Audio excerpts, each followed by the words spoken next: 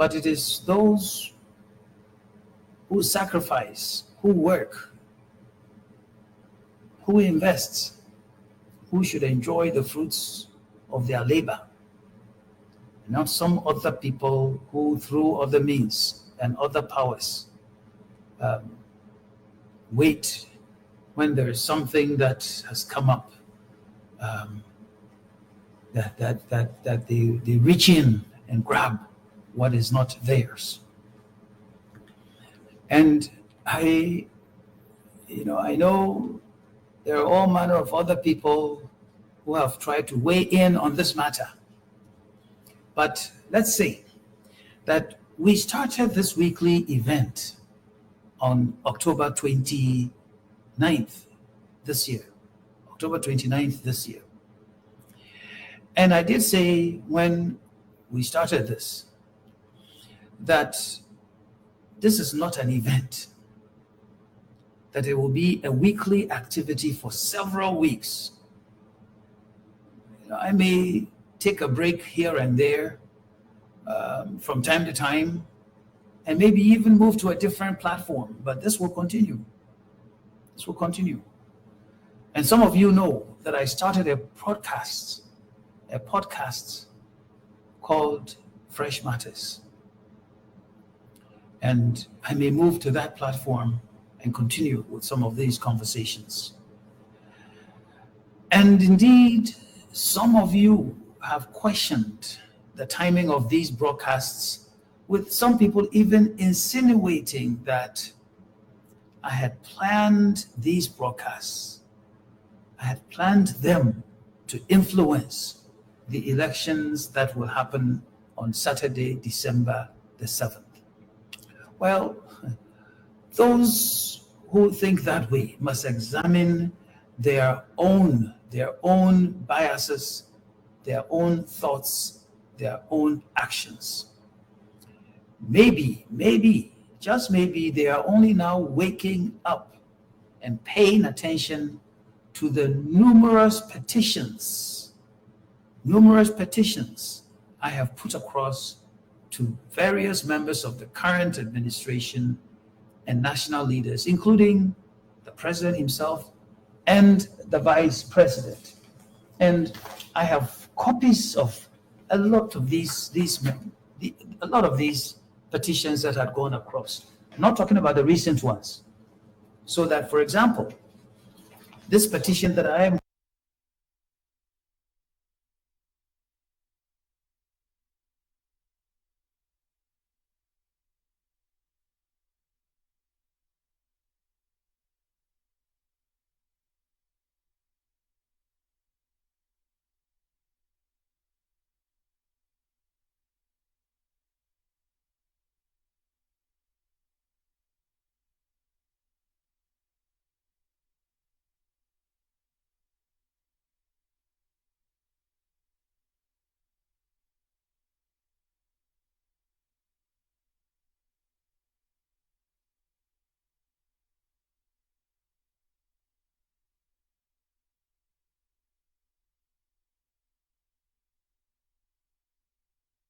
the presidential candidates asking for an audience, which also included Dr. Mahamudu Bawumia.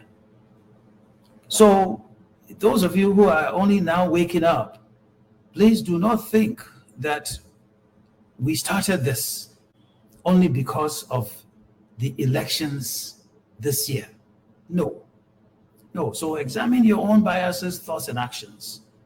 And maybe you are only waking up. I have used podcasts, radio and television shows, Facebook Live interactions, not this current series that's just started. I have filed court actions, all without positive results. So this didn't just start. So don't come and tell me, because voting will happen on December 7th. So if you are only now waking up to the facts I am presenting, examine yourself and not me. Examine yourself and not me. a matter that affects 300 branches dotted around the country, more than any bank in this country, more than GCB, more than ADB, more than NIB, those who came early, more than EcoBank, and all of that. 300 branches, 1.2 million customers, and 100,000 direct and indirect jobs. A matter that affects these 300 branches, 1.2 million customers, 100,000 direct and indirect jobs cannot be dismissed on partisan and political grounds. And the actions cannot be, those actions that were taken by other people can also not, it can't just be put to partisan politics. This, not in a country called Ghana, no. And then some of you people have said, oh, the man is bold, oh, he's courageous. No, don't call me courageous. I'm only doing what's right. I'm only doing what's right. Again, in Elmina, they say, Nyimpa, Obeji Zim, Wambeji Nyinchar. We know we will all die, we'll all go. So it is not longevity. It is your credibility. It is your name. And for me right now, it is also not about money. If it was just about money, I would go to sleep. It is not about money. It is not about anything like that. It is my reputation, carefully developed over decades. And it is about other people, their livelihood, their health, jobs. That is also what is important. On Monday this week, that is 2 days ago, December 7th, we held a hashtag Bring Back GN Bank event here in my hometown, Elmina. Held that event here. And I should tell you, I was quite encouraged by the interest many people showed in it. Lots of people from Elmina here, from Komenda, from Eguafu, from Abrim, some from Sekendita Pradi, some from Cape Coast, some traveled all the way from Accra and elsewhere. I thank everyone who participated in it. Very grateful, and very grateful for the messages that those who couldn't make it sent to me, that they are with us and with the program. Obviously, you know, with everything, there's always some people who want to taint whatever it is that's going on. Unfortunately, and I say unfortunately because, look, included in the people who participate in this were MPP people and NDC people, and yes, PPP people and others. But you know, there were also some people who deliberately wore MPP t-shirts and stood by the roadside. And when our people said, Yerjihen Bank, they responded, Yamfam Mohan. Yerjihen Bank responds, Yamfam Mohan. So I don't know who put them up to it. I don't know who put those people up to it. But as someone more up there, closer to God, said, Father, forgive them, for they know not what they do. Those people who did that, let's forgive their actions.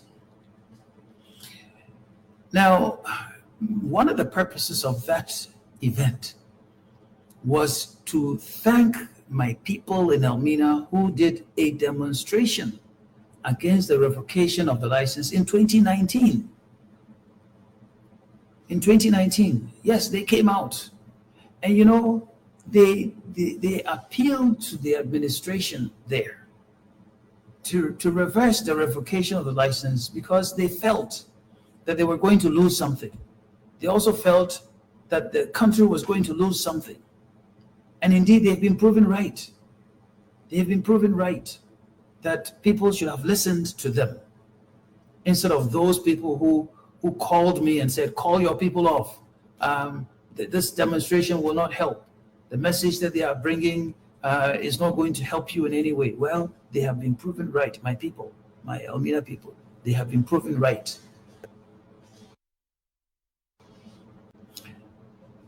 So there's one element about this event on Monday that seems to have gotten some people's attention. And that was the pouring of libation. The pouring of libation.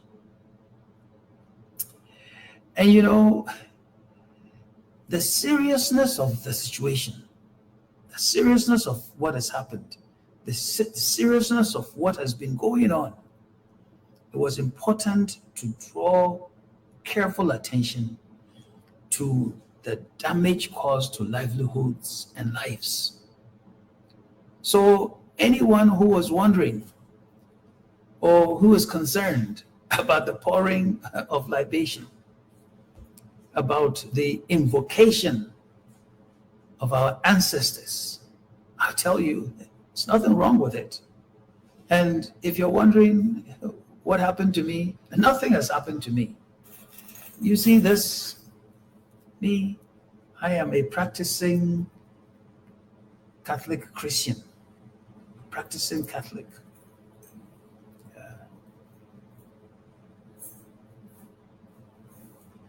I am the one who will sing at an instance to you. The nokwar ni Catholic asorba. Mobu ojimi Jesu. So no one should come and say, oh, he was pouring libation and therefore something negative. No. In the morning, I say my rosary every day.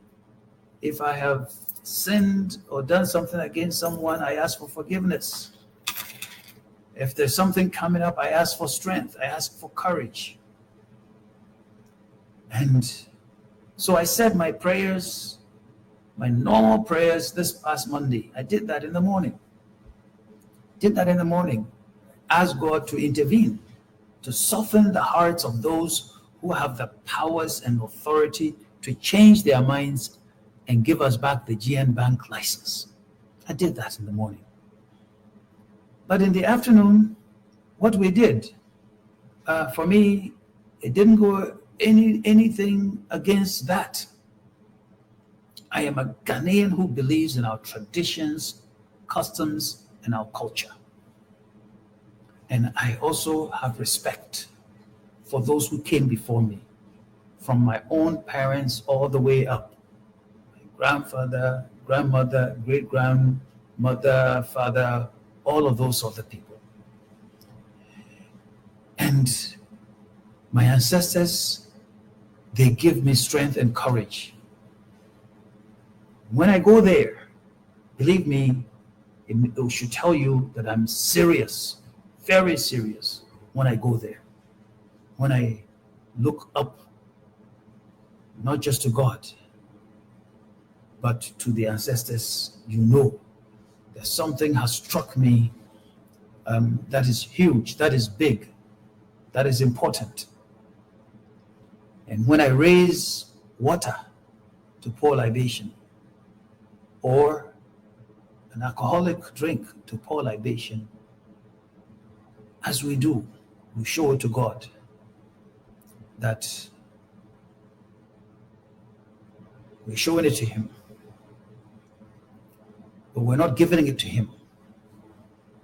That's for a different purpose. So understand, as I said, that our ancestors, we were calling on them also to find motivation, to give us the energy and the courage to continue moving on to fight this battle. So we stopped at the main branch at the Chapel Square in Elmina. There we poured libation, and we did that with water. And those who have been also asking questions, they saying that, oh, I'm trying to be perfect. I'm not perfect. This is by the sixth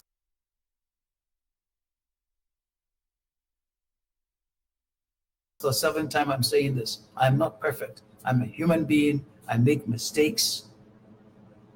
Eventually, we will all go and meet our Maker. We will all have to account for what we did right here on this earth. And so let me get back into what we have been doing, because some people don't seem to understand a lot of what we've been doing and how long and hard we prepared for this GN Bank. It's not a little thing. It has all sorts of connections and branches. And so in 1997, that is when we set out to invest and develop what has come to be known as the People's Bank. 1997. The governor at that time at the Bank of Ghana was Dr. G.K. Agama. Dr. Agama went there several times. There's the late Mr. Manti, Sidhu Manti, who was there. So there's Mr. France, who was there, and a number of other people. We interacted with them.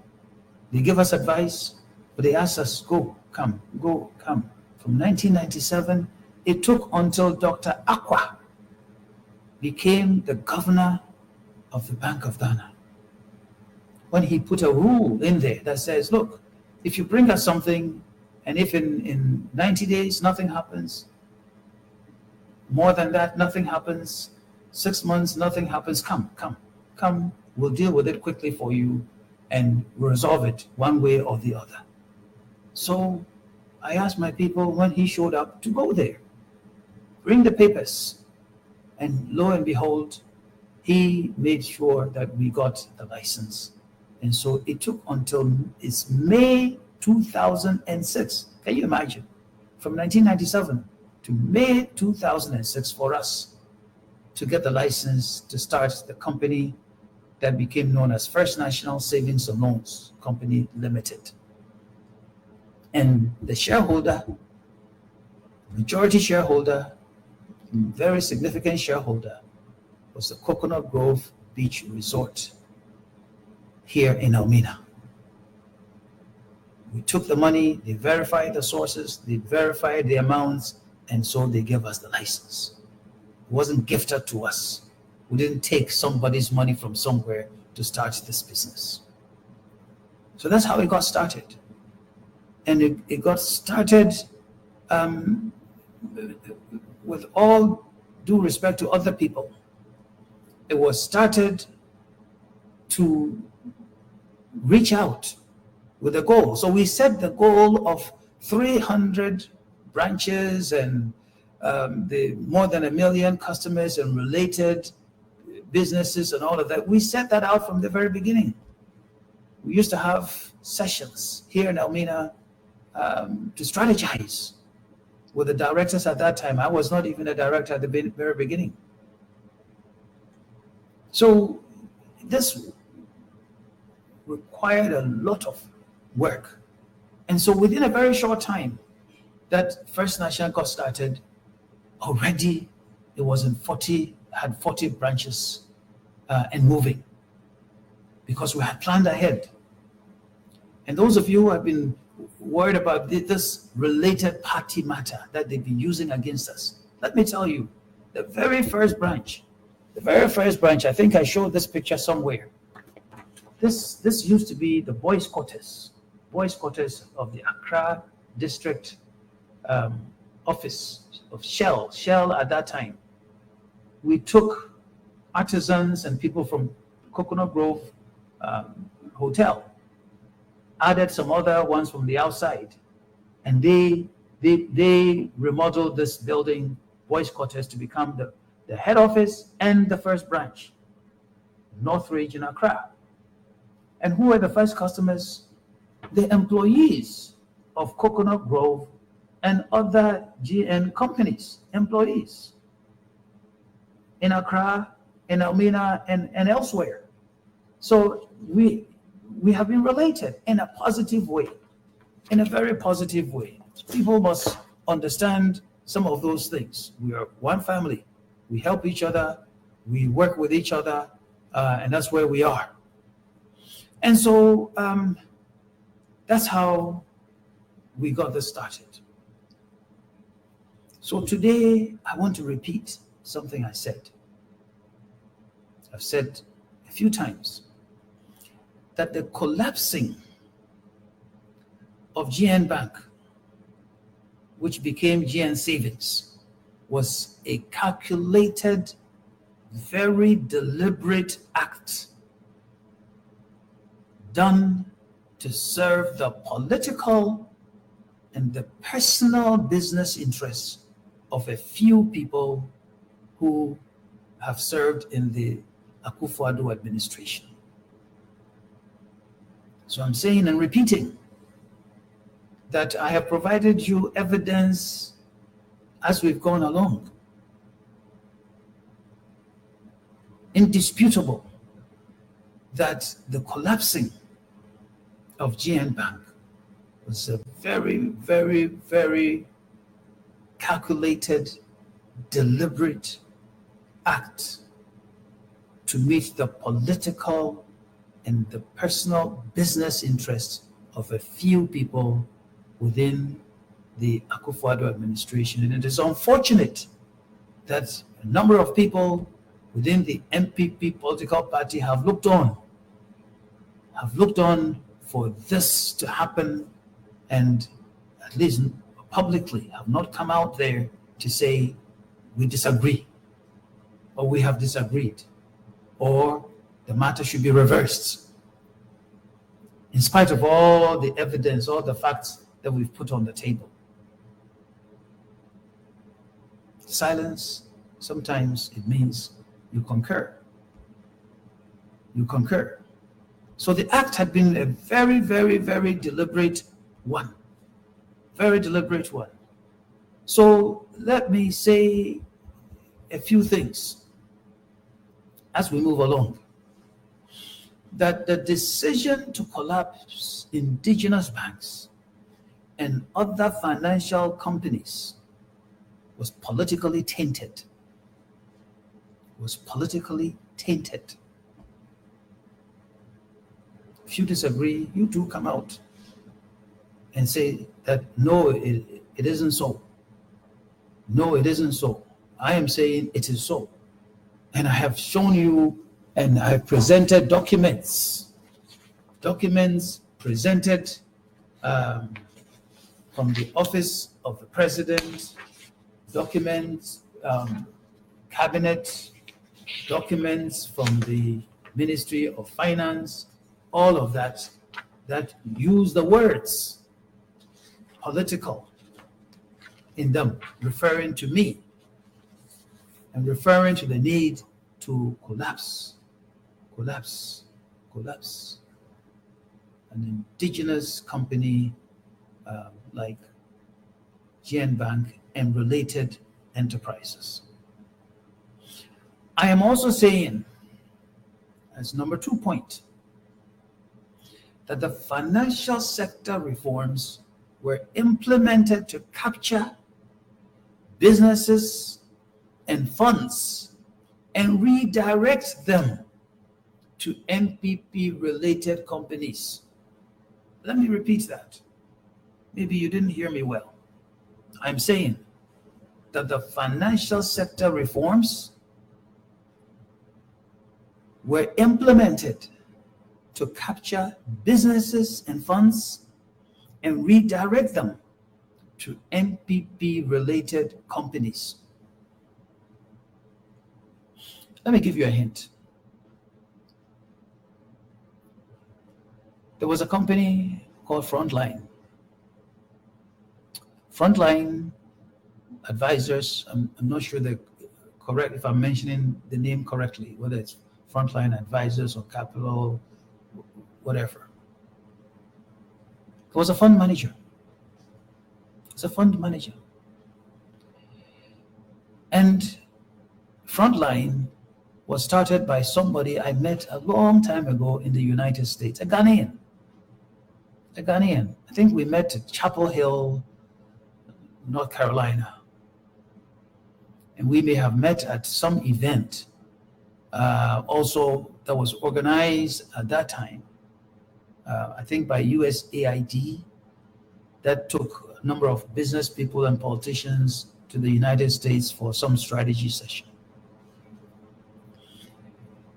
His company was collapsed under this same reform program. But I am telling you, he had significant monies on the management. Those of you in the media and elsewhere, researchers, go and find out which companies inherited the funds, the significant funds, the very significant funds that this company used to manage. You'll find out. And find out who are behind those companies that inherited those funds. You find out. You will see what I'm talking about when I say that indeed there was a matter of capturing businesses others had developed and then handing them over to those people who were close enough to the authorities up there. I say authorities up there. Who made those decisions? Who authorized those decisions? I can't tell you today, but I know that it happened because those funds went to other companies, and we know who those companies, other companies belong to. And I give you an example also with one of our own pension company, where two of the funds that they were managing were taken away from them. And I have the paper here, the letters here, to show, to prove that they were taken away from them and given to a company. And go and check the background of the people behind that company. Two funds with significant monies given just like that to other people to manage.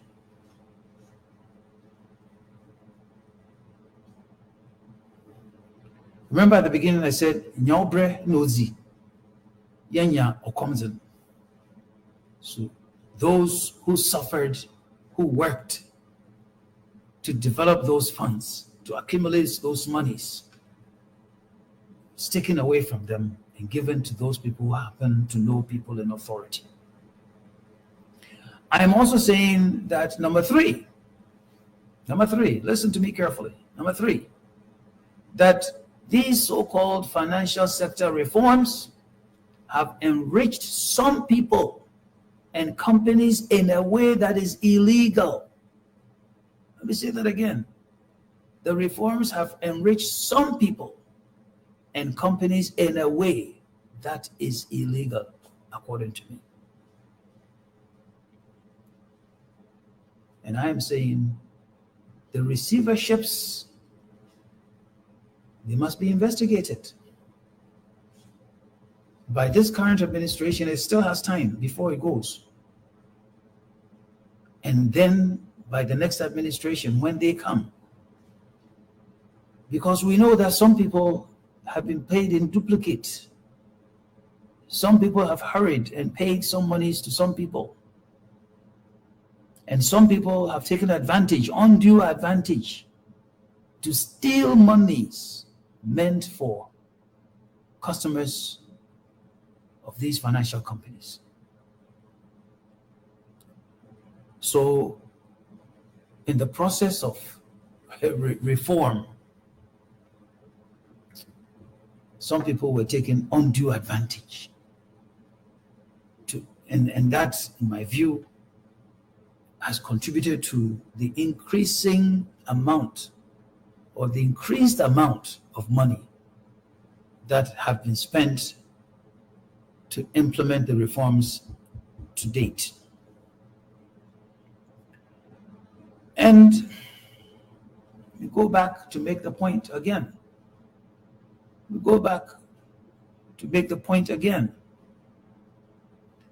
That this raising of the minimum capital for banks in an unprecedented way in a struggling economy like Ghana, knowing fully well that the indigenous Ghanaian banks would have a huge challenge to meet that requirement, is wrong. Not something that should be done. And if those policymakers had done their homework well, they would have known that meeting that new level was not possible. But then I'm also of a different mind, that they knew that they had done enough homework. They knew that indigenous banks would not be able to meet this challenge. And history tells us that when this had been done in the past, and I have shown this chart the other day, that history had shown us that in the past, you will take a look at 2001 once again, that local banks were to come up with 2.5 million Ghana cedis in 2001. Foreign banks, they said 5 million. 5 million. No timeline was given. February 2003, all banks were issued universal banking licenses, and they were directed to recapitalize to 7 million Ghana cedis. Timeline, 3 years and 10 months. 3 years and 10 months. February 2008, they said all banks should recapitalize to 60 million. Local banks given 4 years and 10 months. Foreign banks given 1 year and 4 months. So this chart gives you all this. This came from Graphic Business. Gives you all the steps that were taken. And along the way, many years, different treatment is given to local banks. Different, except we get to 2017, when all of a sudden it went from 120 million to 400 million. 400 million. 400 million. And no exception for local banks. But rather, all the noise from ministers of state, from Bank of Ghana, from consultants, all saying, yes, it's a wonderful thing. We want big banks. So if you don't have the money, go and get out of the business. And so it stoked all this feeling that if my bank is not able to meet the minimum capital, it will go out of business. So let me go and get my money. And so the rush started.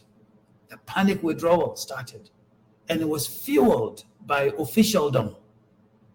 Which bank, which financial institution will survive panic withdrawal? Which bank in the world? Bank of America, if everybody who banks with Bank of America in the United States, if everyone will rush to go and get their monies one day, it will collapse. It will collapse. GCB will not survive if everybody went there today to go and get their money. ADB will not survive. EcoBank will not survive. Nobody can. Because when financial institutions take your money, they don't dig a hole in the ground, put it in there and wait for you to come back to take the money. No, they invest it. They invest the money, thinking that those who they lend monies to, every month they'll come and pay a little bit. Every month they'll come and pay a little bit. And then those who have made the deposits, every month they too may come and get a little bit, a little bit. It's a little bit that makes the system go round. But not one day everybody shows up, I want my money, I want my money. And then there were people fueling this. There were instances where some people bust people to go to GM Bank offices to demand their monies, making noise, carrying coffins, and all sorts of things. It was officialdom. Officialdoms. Okay? So I just want you all to understand that a few words from the governor of the central bank, a few words from the president of the Republic of Ghana, Nana Akufo-Addo, a few words from Dr. Bawumia, the vice president, and others would have calmed the storm, would have made people have some confidence to say that, oh, our monies will not disappear. It was not done. It was not done. And I have stated that many of us, including some people who are related in high places with this administration, we were all around the world asking around for money, asking local business people for money. Nobody could give us any money. So one point is this was wrong. But the second part of it that I keep saying is that you can't have the same requirement for an EcoBank or GCB or any of those who say that they will do big ticket items. They want to fund oil and gas investments. They are different. They were different from those of us who aspired to become the People's Bank. Those of us who took 50 pesos, that you can come to a GN Bank with 50 pesos and open a bank account. Some of those banks won't even look at you, even if you were carrying 10 Ghana cedis, 50 Ghana cedis. We were accepting 50 pesos to open an account. Open an account.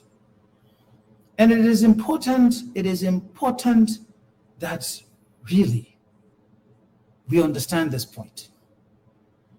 And I have stated several times that we are part of a bank in the United States of America, also called GN Bank, on the south side of Chicago. A very small, very tiny bank. But the regulator there had wanted that bank to survive, and we have made sure that it has survived. Small bank, tiny one. But the capital we were required to come up with is not the same as JP Morgan Chase or Bank of America. Our capital required is consistent with the amount of deposit that we've taken from our customers. So it's not the same.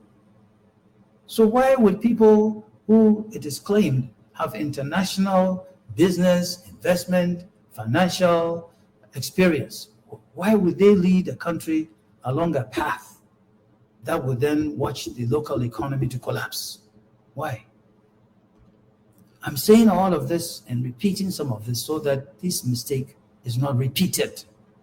It's not repeated for all of our sakes. That it's not repeated. And let me also say that the decision to consolidate and potentially end up with a few local banks was a bad idea. Bad idea. I don't know who dreamt that dream. It hasn't happened. And definitely a lot of small ones have gone away. But how has it helped the little people? The small businesses, the micro enterprises? Well, how has that helped them? So I'm saying there is nothing wrong with cleaning up a system, but there is everything wrong with targeting indigenous financial institutions and sweeping them away with whatever dirt may have been found. That in this economy, it is not oil and gas that's going to make this economy grow. It is not gold that is going to make the people wealthy. We have seen that. We have seen that. It is the small businesses who need the services of GN banks and the type. They will make this economy rise. And I am also saying that the collapse of GN Bank, the GN Bank had a huge negative impact on other group in the companies, and many people don't understand. Because somebody has sent me a message saying, but if GN Bank was collapsed, what does that have to do with Freshpack or some of the other companies? Everything, I tell you, everything. Because we owned GN Bank, we asked our companies, some of our friends, our family members, to do business with us, to bank with us. So when the bank was collapsed and everybody's money was frozen, the monies that Freshpack, our Quarry, and others needed to reorder raw materials, to pay tax and all of that, they were all frozen. All of them frozen. Even today, we've received a summons from the SNIT prosecutor saying one of our companies hasn't paid all of its SNIT back, the arrears. Well, one day, the clock stopped. All the money is frozen. Some have received their monies back eventually, but a lot of them haven't.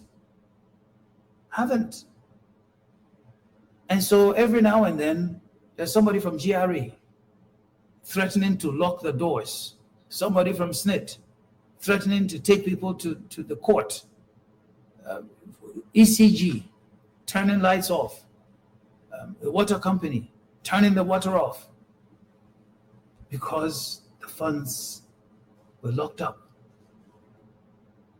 So it has taken from 2019 till this year now for us to find some other monies to restart Freshpack. So now you'll come and see that Freshpack is producing takeaway packages and trays and spoons and all those things again. It has taken that long. Which means that a business such as Freshpack that was employing 40 to 50 people in a town like Elmina, 40 to 50 people is a lot. That it has taken all this long now for it to come up again.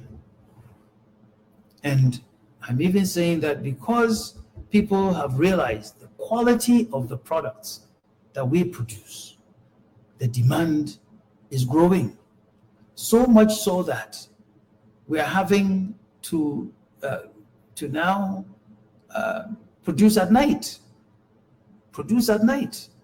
to meet demand. So look, you touch something, you don't know what other things you are touching. And if the goal was to cripple Papa Kwesi Indo, well, unfortunately, what has happened is a crippling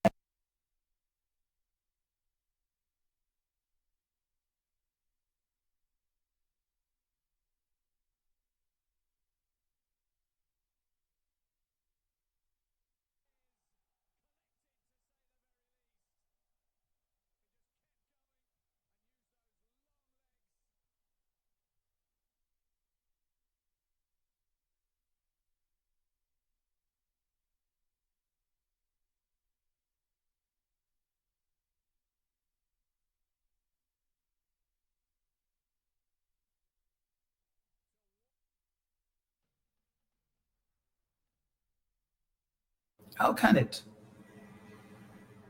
You go to Disco,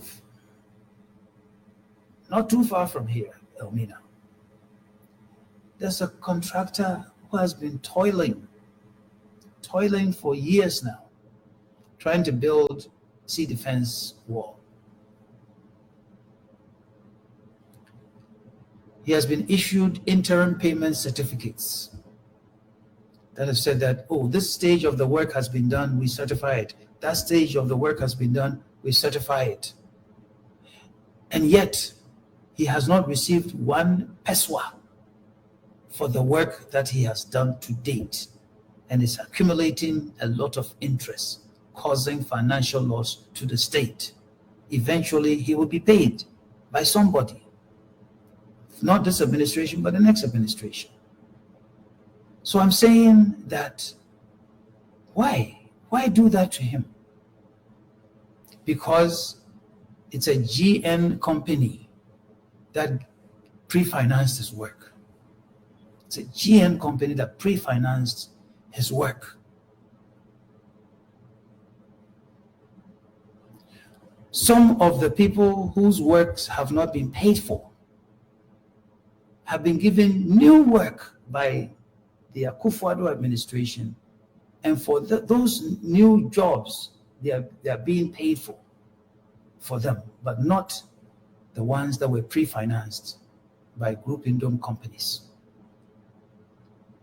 And what's the purpose of that? What wrong have we done? What wrong did we do to deserve that sort of treatment? So unfortunately, some of those contractors, their businesses are gone. Their assets gone. I don't know how they will be able to restart for those ones who are still not being paid. And we are still saying that the administration, the government and its agencies, with interest, owe over 7 billion Ghana cedis. Over 7 billion Ghana cedis. So, as I have taken people through this journey, we are just one company. And that company, as I've told you, started from here. Small boys' quarters, turned into the head office, turned into the first branch. It grew to 40 branches as First National Savings and Loans, and then it was given a license. It was given a license to become a universal bank. For First National, it got its license under an MPP administration. GN Bank got its universal banking license under an NDC administration. And then an MPP administration came and took away the license. That is what had happened. But I also want to say that there are some people who were given responsibilities as receivers, agents. They were supposed to be professional people. And I want to ask them some questions.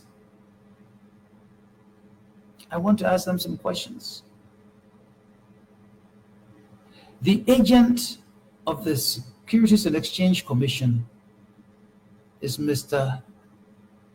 Eric Nipa, or Nana Nipa. Immediately, the Black Shield license was withdrawn, or the former Gold Coast Fund Management Company's license was withdrawn by SEC.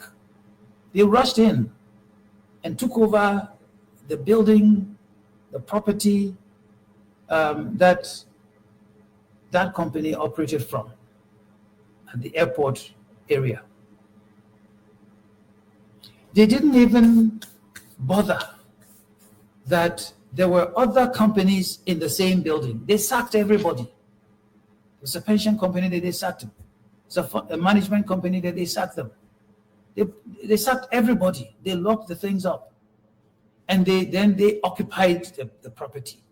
They occupied it and then prevented people access to the building. And inside that building and the container that sat outside the building locked included all the financial reports, financial records of some of our other companies and documentation on those people that had been given monies, other companies, not just contractors, given monies by our companies, locked up from 2019, denied access until this year.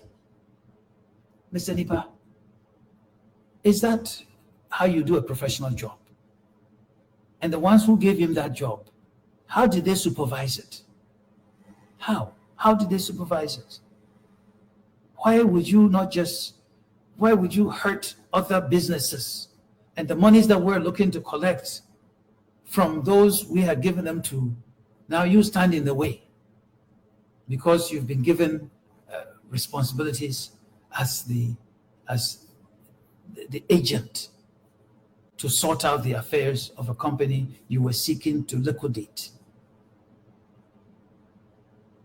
And then when we start action to recover that building, because finally they realized that the building didn't belong to Gold Coast Fund Management or Black Shield, but it belonged to another company. And then what have they done? They rush in there, they remove everything, furniture, all sorts of other things, including the container that still contains the records of these companies and those who owe us. All of it, they took them all away. And they even were petty, so petty to carry away the polytank and the pump that would supply water to the building. Can you imagine? What sort of wickedness is that? That you don't just collapse a company and want to get it to be liquidated, you take away everything that doesn't even belong to that company. And you, Mr. Nipa, to your credit, you respond every now and then to my messages. But where it matters, sometimes you tell me that, oh, you are waiting for monies from the Ministry of Finance or from SEC or from wherever. But you are given access to protect, to manage. Professionalism is important. Today, this administration is there. Tomorrow, it will be a different one. And you too, you must account for what you have done. You must account for what you have done to these assets throughout the country. So I hear some time ago, somebody came and told us that when they saw these images, that you said we had made them up. I'm telling you, Mr. Nipa, this is not made up. I was there when these photos were taken. These were properties given to your care. Where are they? Where are they? This is Germany. This is Germany in the Volta region. This is Karaga. Karaga, that is where the Minister of Finance comes from. Karaga. This is what had happened to Karaga.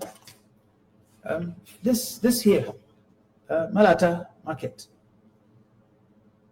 Malata Market. Some people had gone inside the building, taken it over, do all sorts of other things. Is that how you protect other people's assets? And then those other people too who have been looking on for this to go on. And then they come outside and then what? What? Look at all of this stuff. Look at all of this stuff. And then someone tells me, this is politics. Is this politics, what I'm doing? We're seeking to restore and protect a business with related parts, that fed thousands of people across the country. So, look, me, I'm not all about doom and gloom. I believe that if today is not good, tomorrow will be better. That's how I feel.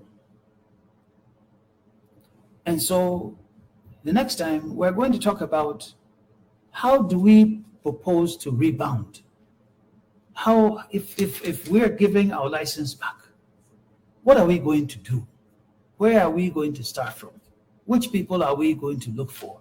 What relationships are we going to forge? And how we intend to bring this thing back for the benefit of the local economy.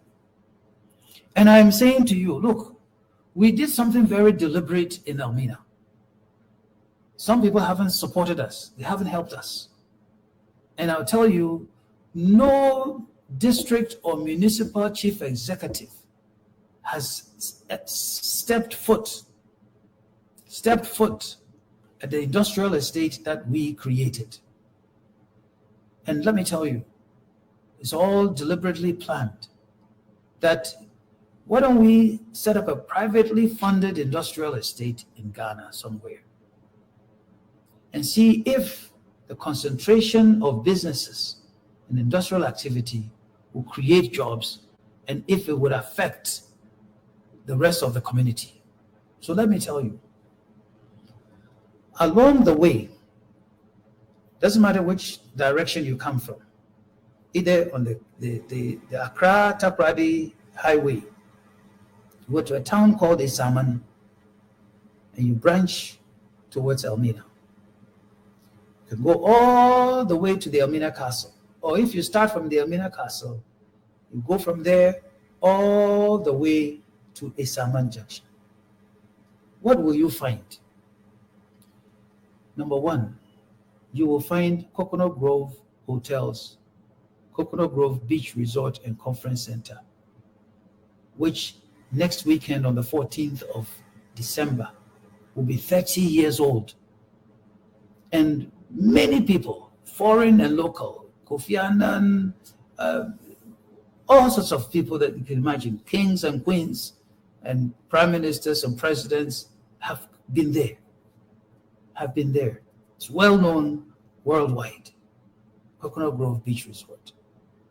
You go from there, you will find that there's a stadium, still not completely done, stadium there, okay?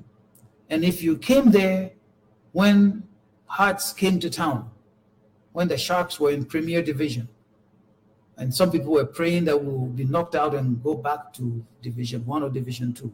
When Kotoka came, when Hearts came, I said, when you should come there and see how many people not only have come there to watch, but also to sell all kinds of goods. And then you go from there, you go and you meet the industrial estate. And what was happening there? We were producing spoons, cutlery. We were producing takeaway packages and trays. We were assembling televisions. We were assembling set-top boxes or decoders. We assembled refrigerators, which I still use. We were printing, and we have one of the best web machines in this country there. We had a logistics center there. So we wanted to have all of these at about the same area so that you will see people going to work, coming from work, trading, doing all sorts of things. This was shut down, and we're now reviving it. Even some people prayed that even the football team wouldn't stay in Premier. Well, we've come to Division 1, and we're fighting to go back there to revive the enthusiasm, the economic impact. The hotel, as I mentioned, is there. But on this stretch of the road, where in Ghana would you find something like that? And on this stretch of the road, we have gone around, we have begged, we have sent petitions, we have done all sorts of things. That stretch of the road, it's not tarred. It's rough. You know, with all these international people coming back and forth, back and forth. Why? And nobody in administration wanting to go there to even take a look to see, hey, what are some Ghanaian people doing here? That's part of our journey as Group Indom in Ghana. That we have taken funds, monies that we earned working for several years in the United States of America to come to Ghana, to invest. And part of the investment returns that came from Coconut Grove Beach Resort, we used to start First National Savings and Loans Company, and then moved up, step by step. Some people, when they make money in this country, and I'm always quick to add, there's nothing wrong with buying new cars every year. There's nothing wrong with having a jet, private jet. But we didn't do that. We didn't do that. When we made money, we didn't do that. We invested our funds in other companies, other entities.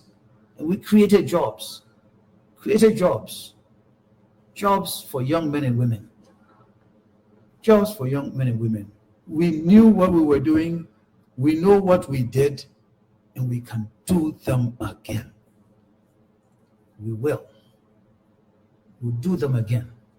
Because in my heart, I believe that those who are seeking to become president in this country, that they know what has been done, they know the injustices that have been put on us. They also know the facts.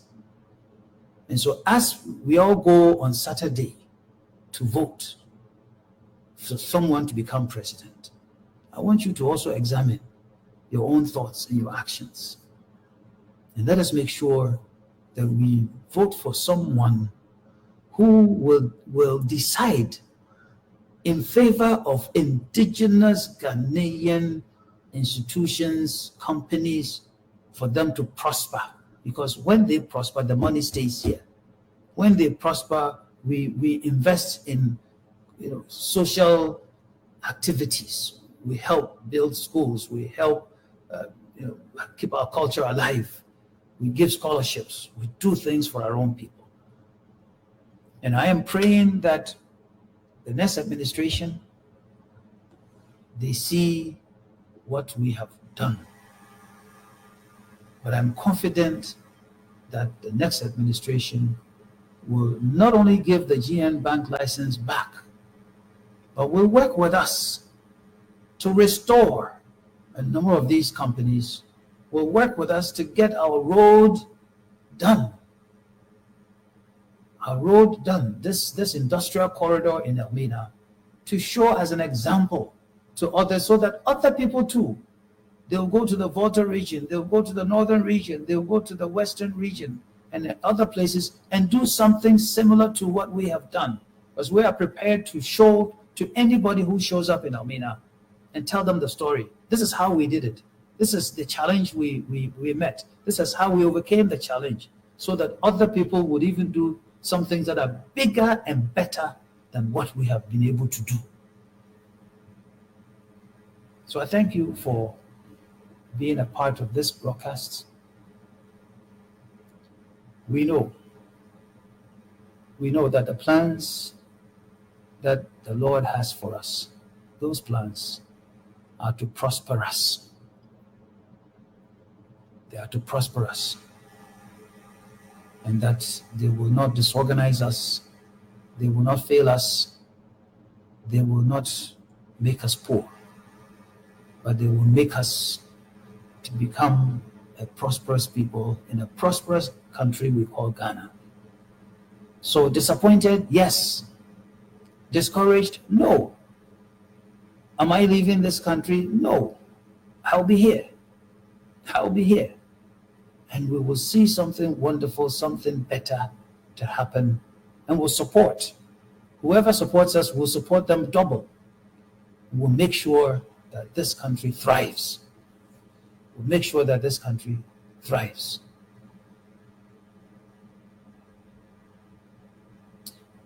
I thank you very much for watching, for listening. God bless you.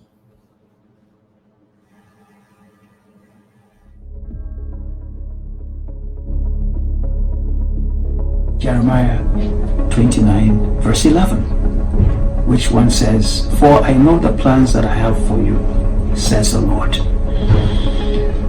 Plans to prosper you, not to harm you. Plans to give you hope and a future." We should all have hope that there will be a future, and that future will be a positive one. Before man got me, oh, Captain, I'm telling you the fact. That's not what an investment company does. You don't go and dig a hole in the ground, and then when you come, I go and dig it